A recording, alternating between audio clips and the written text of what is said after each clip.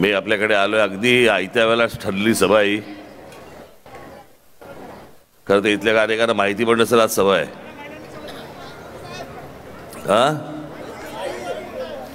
पण अगदी 10 मिनिटासाठी म्हणून मी तुमच्याकडे आता इथे आलोय. मुंबईच्या रस्त्याच्या ट्रॅफिक बंद वेळ रस्ता काढता काढता येतं परत मला ही मुंबई आडवी परत तुडवत मला वरळीपर्यंत जायचंय.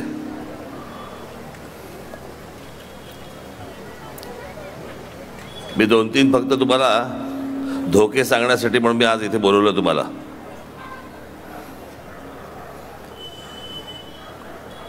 आज तुमच्याकडे ज्या प्रकारचे उमेदवार इकडे उभे आहेत या लोकांकडे जरा तुम्ही बारकाईने लक्ष द्या. ही मंडळी नुसती उभी नाही आहेत, ह्यांचे हेतू लक्षात घ्या, उद्देश लक्षात घ्या की हे काय करू इच्छित आणि काय करू शकतात.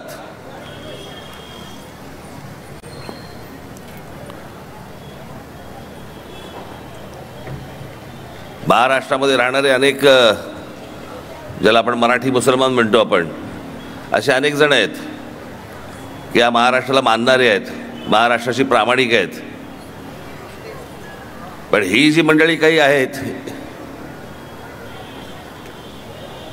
ही बाहेरच्या देशांमधून आलेल्या मुसलमानांना देखील कशा प्रकारचे इथे राहतील, मतं वाढवतील आणि हा भाग कसा असुरक्षित होईल याची जास्तीत जास्त काळजी घेणारी लोक आहेत.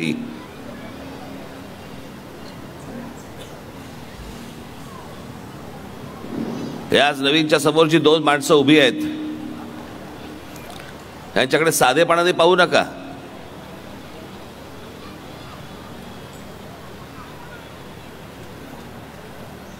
मग कालच एक रिपोर्ट आलाय काल परवाकडे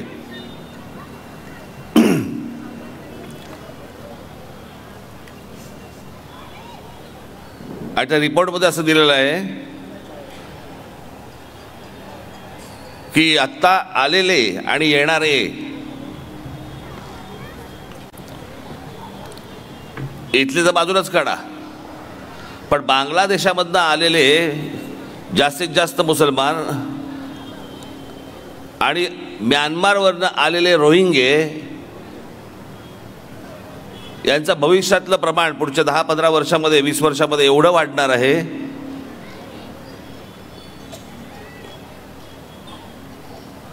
की मुंबईमधला हिंदू हा जवळपास 49% खाली येणार आहे आणि ह्यांचं प्रमाण 52% वरती जाणार आहे. ही कोण माणसं आहेत, काय माणसं आहेत, कशासाठी येत आहेत, काय करणार आहेत, कशाला पत्ता नाहीये.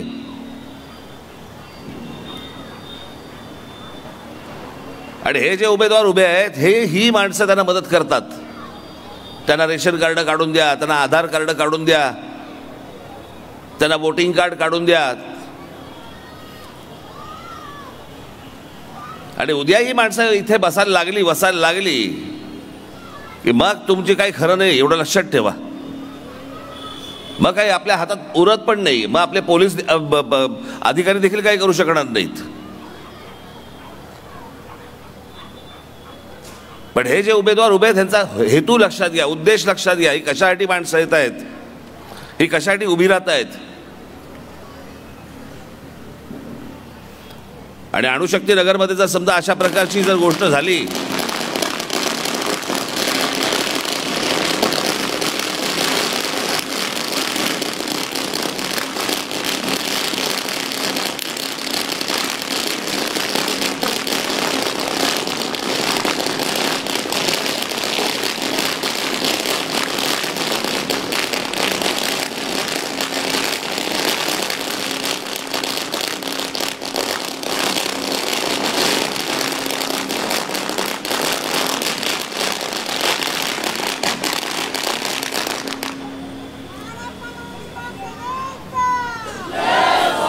मुद्दामून केलं असतं तर आत्ताच कानाखाली आवाज काढा.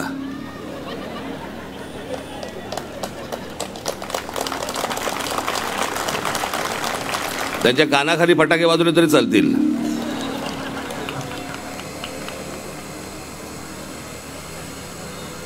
पण मला असं वाटतं तुम्ही हे धोके नीट लक्षात घेणं गरजेचं आहे.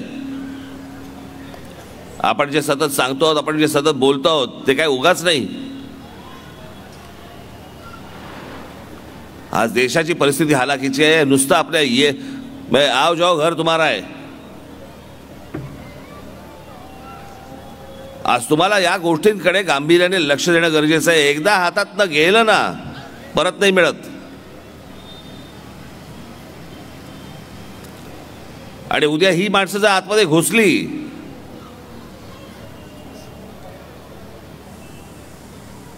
हे जे अनेक जे काही आज इथे बाहेरून आलेल्यांचे जे काही मोहल्ले उभे राहिलेत ना, इथे काय काय प्रकार घडतायत, काय काय गोष्टी होत आहेत, हे आमच्या पोलिसांना माहिती आहेत ना. हे आमच्या पोलिसांना माहिती आहेत सगळ्या गोष्टी. पण या सगळ्या गोष्टींमध्ये या माणसानं, ही माणसं अशा प्रकारची जर निवडून गेली तर तुम्ही लक्षात ठेवा, हा अणुशक्तीनगर हा भाग, चेंबूर हा भाग बर्बाद झाला म्हणून समजा तुमचा.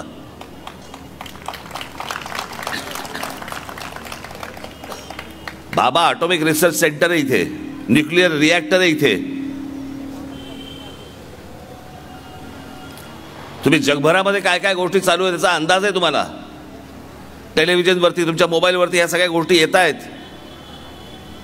आणि आपणच जर समजा बेसावध राहिलो तर मग काय उरलं काय त्याच्यामध्ये.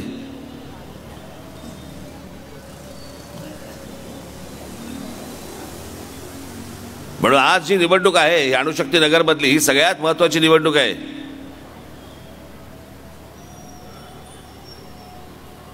या दोन माणसांना, यांना थारा देणार आहात का माझा नवीन आचार्याला देणार आहात?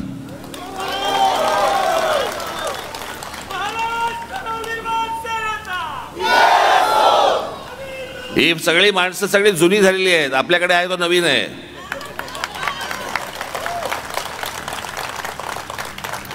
आणि म्हणून 20 तारखेपर्यंत कुठेही बाबांनो माझ्या लक्षात घ्या, तुम्ही हे कुठे बेसावत राहू नका. मी अनेक ठिकाणी या सगळ्या गोष्टी जाऊन सांगतोय की काय काय गोष्टी छुप्या चालू आहेत ना आपल्या देशामध्ये. या छुप्या एवढ्यासाठी चालू आहे कारण आपलं लक्ष नाही त्या गोष्टींवरती.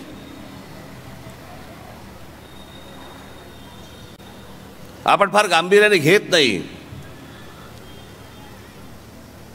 तुम्हाला 93चे बॉम्ब ब्लास्ट आठवत आहेत ना? कसे आले होते? इथल्याच लोकांनी केले, इथल्याच लोकांनी घडवले. जी माणसं आजपर्यंत आपण आपली आपली म्हणत होतो, त्यांनी आपल्याकडची माणसं मारली, ठार मारली बॉम्बस्फोट करून. ही माणसं कोणाची नसतात. हे त्यांच्या स्वतःच्या धर्माच्या पलीकडे पाहत देखील नाहीत. आपणच माणुसकी माणुसकी म्हणून दाखवतो. मग तो बांगलादेशातला येऊ देत नाही, तर म्यानमारमधला येऊ देत नाही, तर पाकिस्तानामध्ये येऊन देत. त्याला हे म्हणणार आपला. आणि आम्ही इतकी वर्ष तुमच्या बरोबर राहिलो, भाऊ भाऊ म्हणून राहिलो, तेव्हा नाही बघत ती माणसं, तेव्हा आपला धर्म बघतात.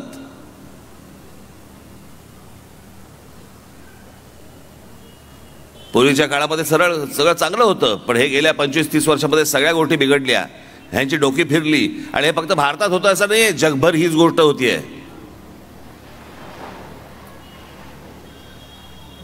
अणुशक्तीनगर जर विभाग जर समजा आपल्याला सुरक्षित ठेवायचा असेल, चांगला ठेवायचा असेल,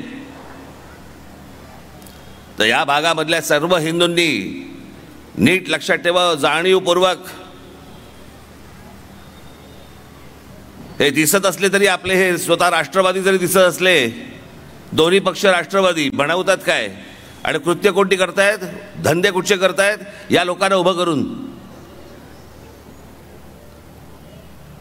जे उमेदवार उभे राहत आहेत ते बाहेरच्यांना थारा देत आहेत, देशाबाहेरच्या लोकांना थारा देत आहेत. ही माणसं राष्ट्रवादी असूच शकत नाहीत. त्याच्यामुळे घराघरामध्ये जा, लोकांपर्यंत जा, हा धोका सर्वांना समजवा, सांगा. आणि मला असं वाटतं की आपल्याकडे नवीन आचार्य अजून कोण कोण आपल्या इथे उमेदवार,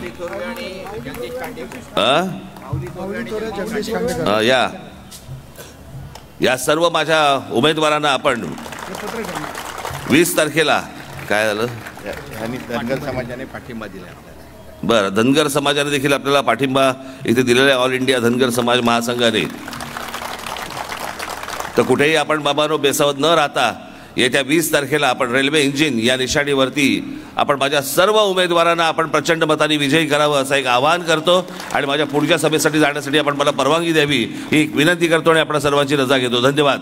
जय हिंद, जय महाराष्ट्र. सर